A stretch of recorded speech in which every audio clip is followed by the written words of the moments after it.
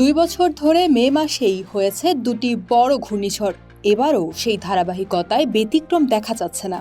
আবহাওয়া বিশেষজ্ঞরা বলছেন, মে মাসে ঝড়ো হাওয়া, কালবৈশাখী, এমনকি ঘূর্ণিঝড় এগুলো নতুন কিছু নয়। কারণ মে বাংলাদেশের দ্বিতীয় উষ্ণতম মাস। এই সময় বঙ্গোপসাগরে নিম্নচাপ তৈরি হওয়ার প্রবণতা থাকে, যেটি ঘূর্ণিঝড়ে রূপ নিতে পারে।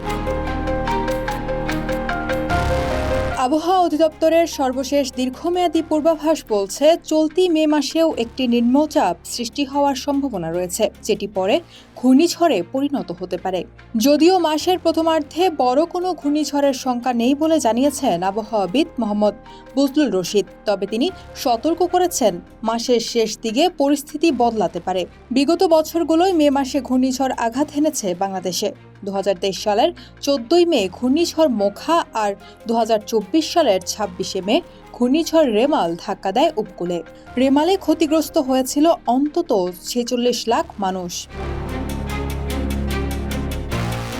চলতি মাসে 2-3টি মাঝারি থেকে তীব্র কালবৈশাখী ও 3 থেকে 5 দিন হালকা কালবৈশাখী বয়ে যেতে পারে। তাপপ্রবাহও চলবে ধাপে ধাপে। পূর্বাভাস অনুযায়ী মৃদু থেকে তীব্র মিলিয়ে 5টির মতো তাপপ্রবাহ দেখা দিতে পারে এ মাসে।